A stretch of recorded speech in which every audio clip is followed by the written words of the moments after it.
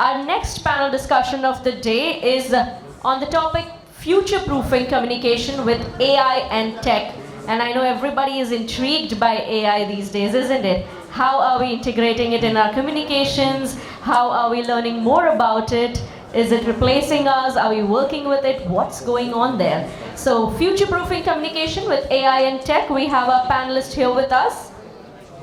Please welcome to the stage Mr. Manu Kumar, Brand and Communications Advisor. Ladies and gentlemen, request you to come on, put your phones down for a bit and applaud and welcome our panelists. A very warm welcome to you, Mr. Kumar. On the panel, we are also joined by Ms. Priya Bendre, SBU Lead PR and Corporate Communications at Fortis Healthcare. Ladies and gentlemen, a very warm welcome to you. On the panel, we are also joined by Sunaina Jairath, Vice President, Group Brand and Communications at RPG Group. A very warm welcome to you, ma'am.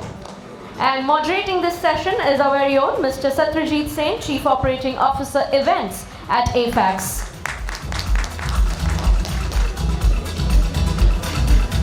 Very warm welcome to you all. And Mr. Sen, over to you.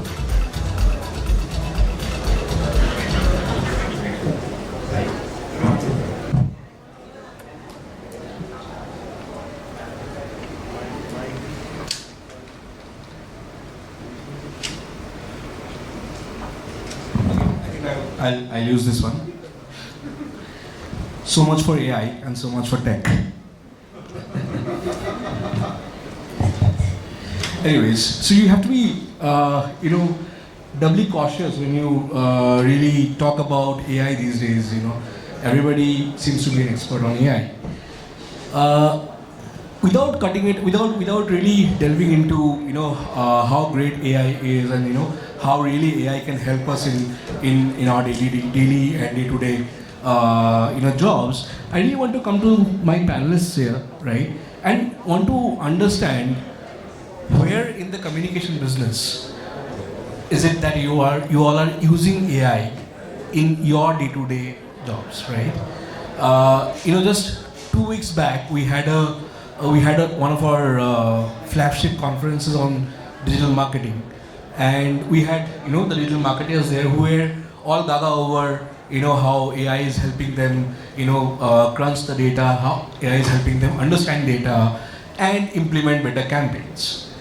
When it comes to PR and communication, what is it that AI can really help you or help, us do more than just writing a perfect press release?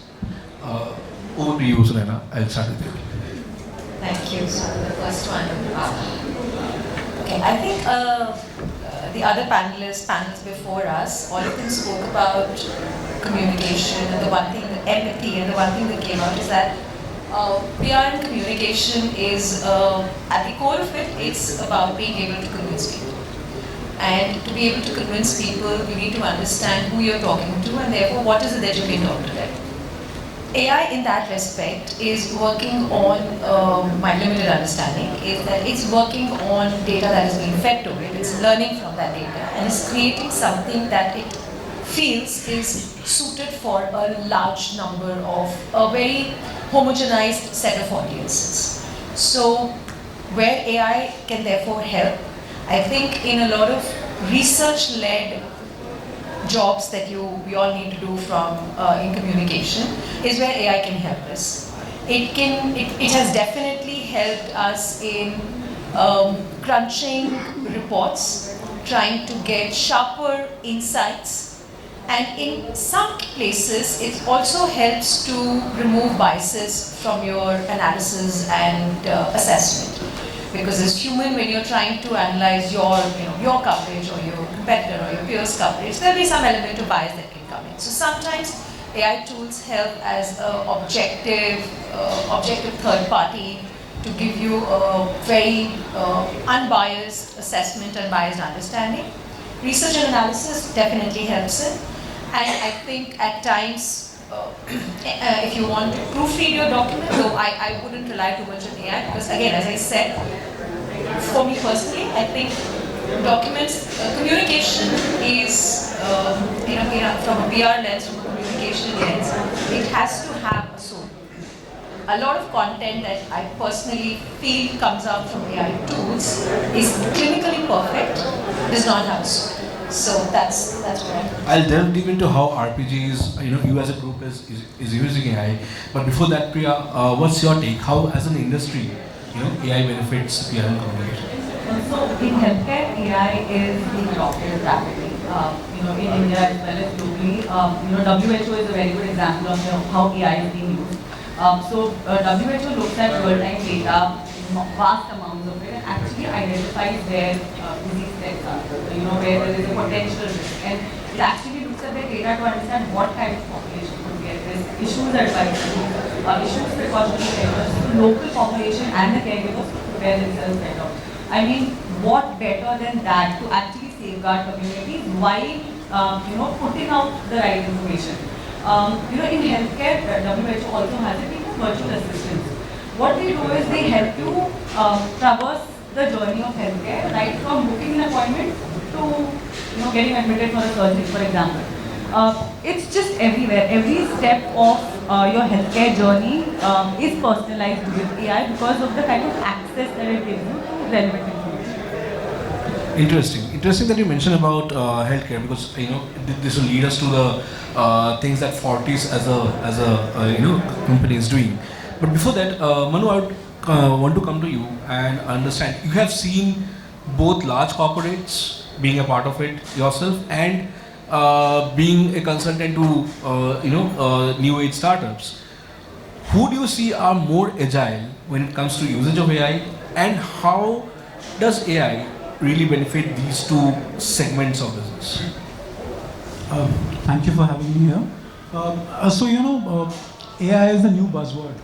So everybody is using AI, and I think, AI has been there in certain forms over a period of years. It's nothing new, It's getting more advanced.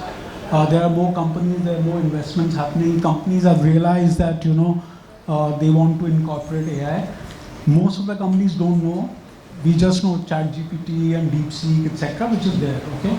But I think AI has many capabilities, and both large organizations and startups, everybody is using AI in some form or the other. I personally feel the startups are more agile in using AI because they are born with that, and they are using some of the latest AI techniques and platforms for their products and services. However, one of the things which I want to highlight is that we are specifically talking about corporate communications and PR. One of the things is that storytelling is not only just making a press release or a good creative or getting into social media, but a lot of AI is being used in the products. And I think Corpcom has to actually bring out that story, because what are you talking of? You're not talking of saying that I can do a great press release in 10 minutes. What you need to talk about, or a Corpcom's role, is to actually talk about what their company is doing for the consumer. So it has to be their product and services, how AI is benefiting the consumer, what they're doing. So for example, in electric scooters, a lot of AI, IoT has been already being used. So you actually know that how a rider is using a scooter. What speeds do they ride, how much time do they ride on per day kind of a basis, what is the battery doing actually, So all that is available, and that actually is helping the consumer. So that is where AI for me as a Corpcom professional actually comes into play. That is what I want to use, not just saying that let's write a good PR or do a good creative, or maybe do sentiment analysis. Sentiment analysis has been there for donkey years, It's getting more advanced. Absolutely, I agree. There are many tools which have come into play. So, you asked me a question. So both, large organizations are struggling, to be very honest, because, one of the issue is that AI is not going to be owned by one department. Digital used to be, whether it be marketing, PR, or probably a digital department. But AI is going to be helping, in manufacturing, in sales and marketing and operations and finance. So one of the challenges large organizations are going to have is that who is going to own the ownership for AI, because it has to get integrated.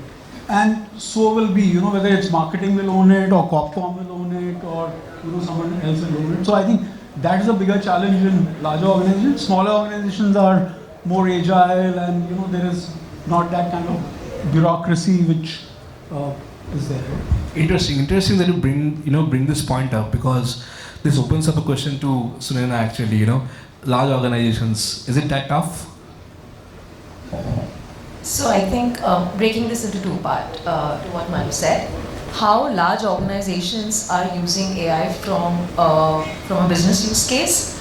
I think most large organizations today have learned, and startups have now been disrupting various fields for the last decade plus. So most large organizations have, they may have taken a little bit of time to wake up to the threat, to the opportunity that technology presents. But the advantage a large organization has is that when they do implement things, they are able to implement things at scale. They are able to implement it with much deeper investment in R&D, and the deployment is far wider. Whereas startups would work with, and I've worked with a startup, I work with a large organization today.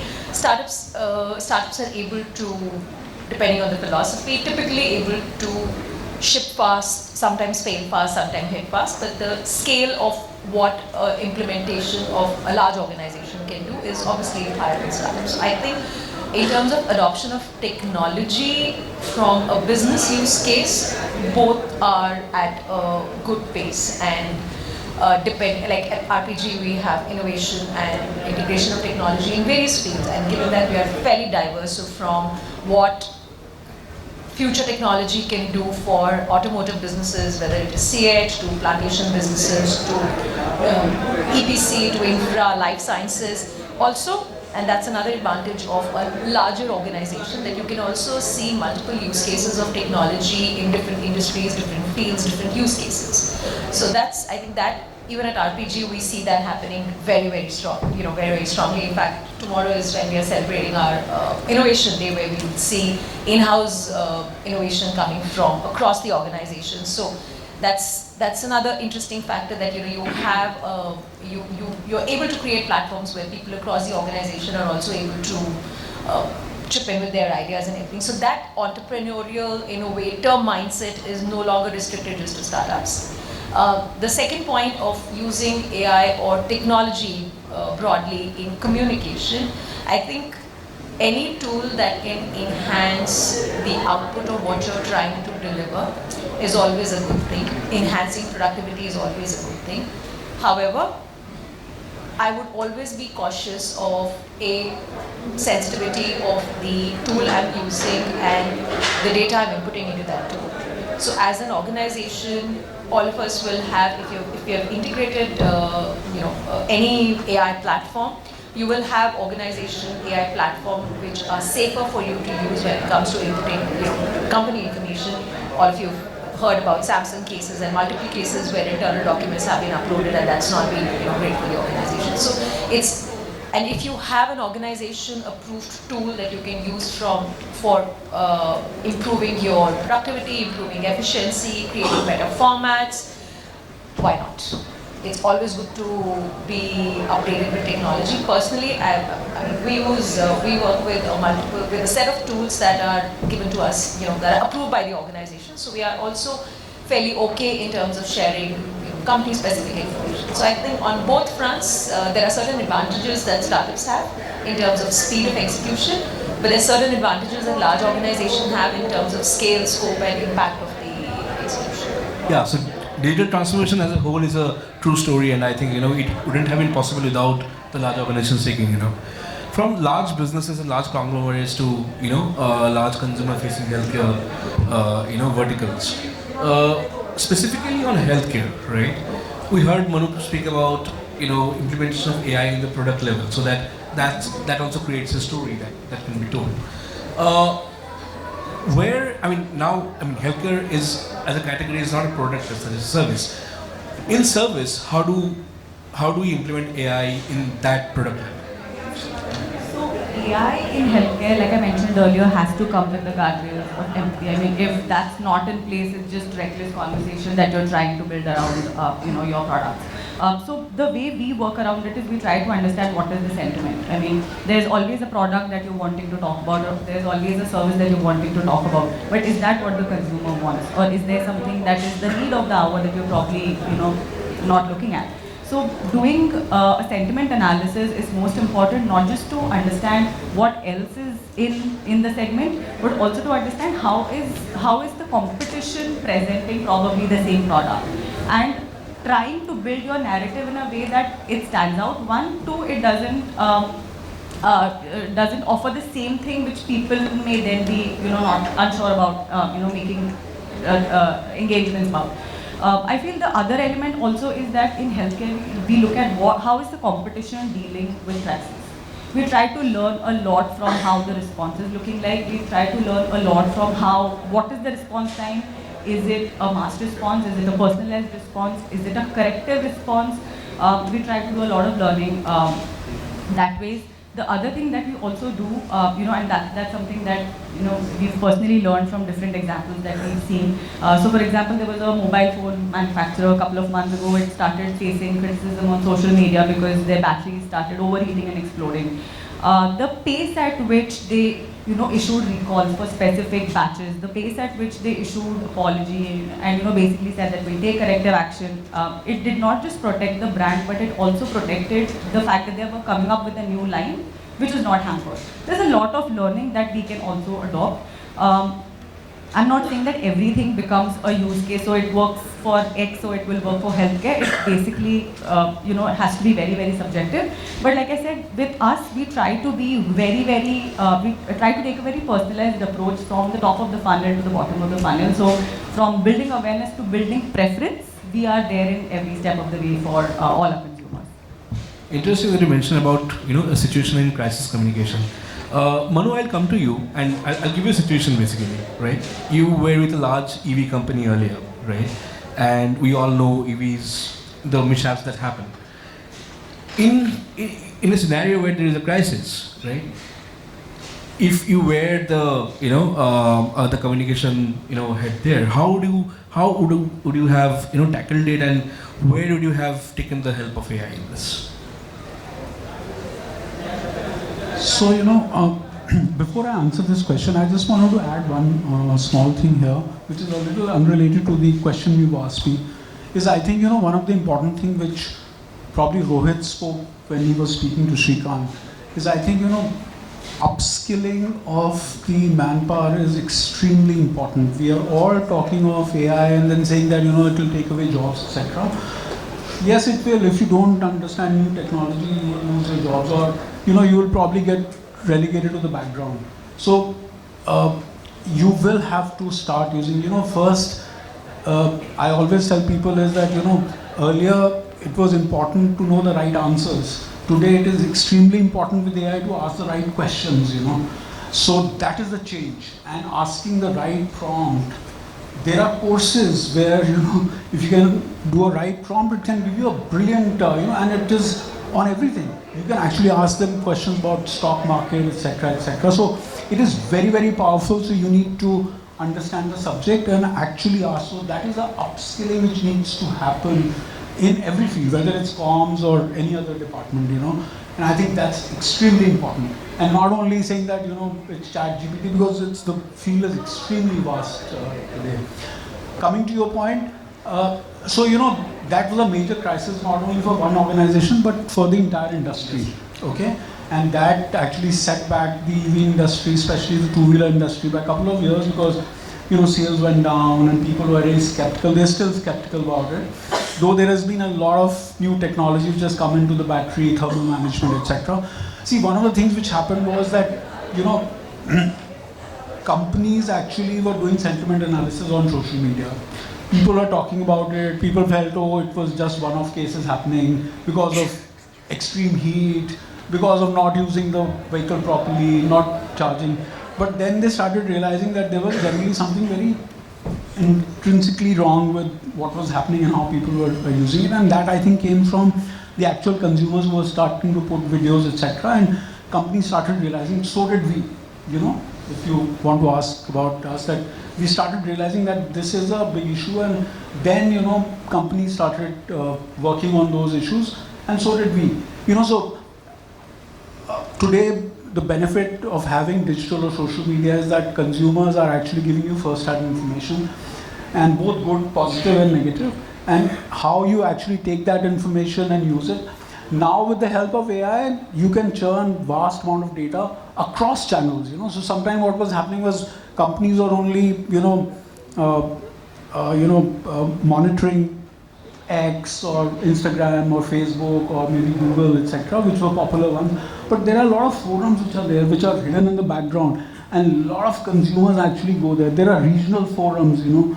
There are regional podcasts which are there. There are, blogs where people actually go and write about EVs or any other product, and people are actually going and writing their problems there. So what AI is doing is that it is able to search vast amount of data on a millisecond kind of a basis and give you those sentiment analysis and what's actually happening, and that is helping the organizations definitely. And I think companies who are not going to use this both from the positive and negative point of view later on will have serious repercussions. And I think a lot of companies are actually doing it. You know, if you look at it, for example, Zomato does it very well. You know, and I think what is happening is that it is also giving, the leadership is actually getting involved. If you look at one of the things which I wanted to point out in my earlier question is that if you look at some of the most popular startups or startups who've made it big, most of their leadership are actually now answering on on social. They're actually connecting with the people. See, earlier in the offline companies, what used to happen, for example, in FMG companies, like Unilever and all, everyone, whether you're in accounts, finance, production, etc., you have to go to the on ground, to the market, to the Kirana store once a year or once in 6 months, etc., to see, because if you don't know your customer, so today what is happening is that probably because most of the consumers are online, so you can get real-time analysis, and leaders are actually taking advantage of it. Some of the, like Anand Mahindra, he does a great job. Dipender Goyal and many more, just to name a few. Got it. As we are coming towards the end of this session, I really wanted to touch upon one very important aspect of your role as communication heads, right? And that is media relations. Where do you see AI helping you out or easing your task as far as media relations is concerned?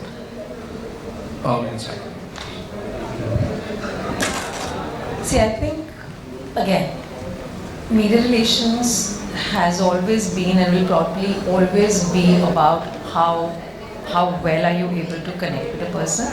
Many a times it's also a supply and demand situation. If you have a story which is worth selling, you will have a lot of organic inbounds to you as well. And so there's a lot of personal element attached to it. Where AI or any tool will help you is to hopefully get a lot better with your research analysis and understanding. So that avoidable errors like talking to somebody who's no longer writing for a publication or does not write on specific beats, and which I think journalists in this room will agree to, media lists take very long to get updated. So that is where I can relate to things. So that is where I think tools will help. That if you, and not only that, you may not. It's not possible for anybody to know every journalist. But before you're going to meet somebody or before you're going to talk to somebody, AI tool will help you understand the style in which that person writes. What are the last few impactful stories that person has done? What are the kind of topics that person is interested about, and also help you give cues. See, it's almost akin to, like all of us have done online stalking before you go on a date. It's quite similar to that. Before you're meeting somebody new, you'd want to do a fair amount of, at least understand who you are talking to, what is it that will appeal to that person, because at the end of the day, the panelists before us said that you want to be able to persuade somebody to write or understand or give at least a listening ear to what you are pitching to them. A person will immediately switch off if you can't even find 3 common areas of interest or something that's relevant to the person that you're talking to. So that's where I think tools can help, because it helps save time to do that level of research and analysis and understanding. I just hope this tool comes as soon as possible. I still get calls for press releases being published. ChatGPT, Copilot, anyone will help you with this. Priya, your turn. Yeah, I'd like to add to that. So what Sunaina said is going to be the bread and butter of how we are going to be dealing with the media. But I feel now we are progressing into two more things. One is AI is helping you understand how are publications and journalists planning their story in a way that it can be long-tailed. So it's not just one print coverage and you're done. How can it also go on their Instagram? How can it also go on their Facebook? Can it be also converted into a Facebook Live, for example? So it helps you get insights into what does your content need that will help your content, long tail. The other thing is it will also help you identify journalists who are influencers in their own capacity.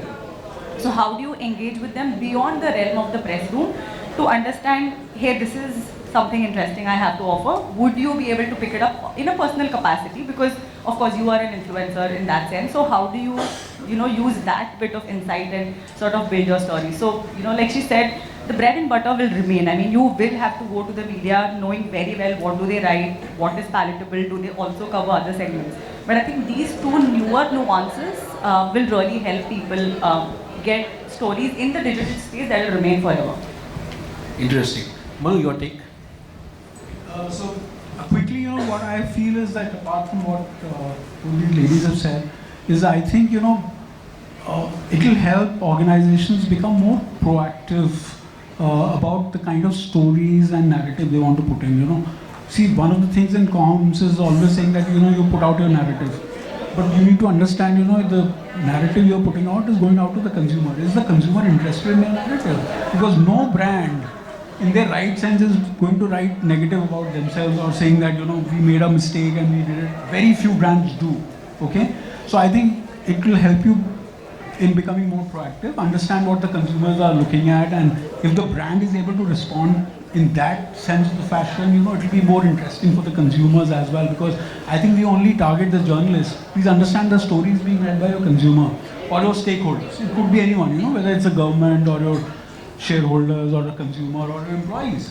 So I think we completely forget the consumer, because in the end you're in the business of selling your services or products to the consumer. So anything you put out has to also resonate with your consumer. So I think it will help you become more proactive, understand that, okay, narratives matter, but what is the sense which the consumer is looking at? So this is what I think.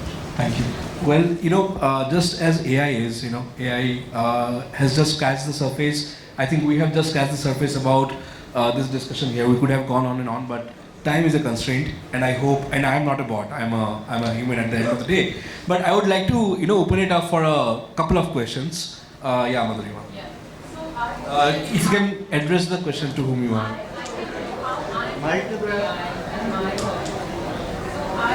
I work with a global company. So globally we have access to session. So what session does, within seconds, it gives me my share of session, gives me my share of voice. It throws up the list of journalists by sectors, and then you can just go with all the coordinates and the stories they've done. So you can really ramp up your list this way. And session immediately gives you what was your media pickup and what was your share of voice versus your competition, and then you can say what the hell are they doing better than you, and what can you do to better your media pickup.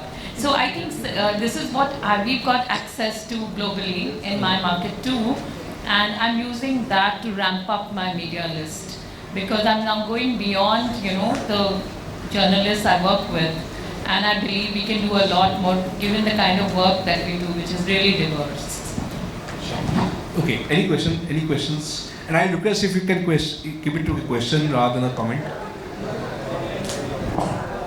Anyone? There is a question. My question to Priya ma'am. How AI is gonna to help the healthcare industry apart from research or study? I feel very soon the Indic AI ecosystem is going to come in where local languages are going to be loaded onto the system, and algorithms will be made where you can actually use AI for the secondary languages as well. So I feel that is one way in which we can actually reach out to consumers who are not sitting in tier 1 cities and only operating on primary languages. So I feel that is going to be one big change. Other thing is, since we are going to be personalizing all the information that gets pushed out because you have access to that kind of data, you can actually reduce the kind of option confusion that people face when actually making a purchase or making a conversion. So I feel that's how it is going to be impacting us. Yeah. One last question. Hi, I'm Akriti, I'm co-founder at Viziki, which is a measurement platform. And my question is to all of you. Given the nature and the dynamic nature in which we are living, everything every day is changing, I just want to understand from you, do you think very soon we'll have to figure out the search bit? So future-proofing communication with AI and tech, and the search is going to practically shift to GPT or DeepSeek or Perplexity or as many as there are. So will we have to future-proof ourselves for that? Yeah, absolutely. It's already happening. Most of my general search is actually happening on WhatsApp. Okay? General, easy, and depending on the complexity of what I want to understand, I probably go on to unpaid or a paid kind of. Absolutely, I think Google is already working on it. Very worried. Yeah, worried, and they're already working on various things. In fact, they are already incorporating AI onto their Gmail as well.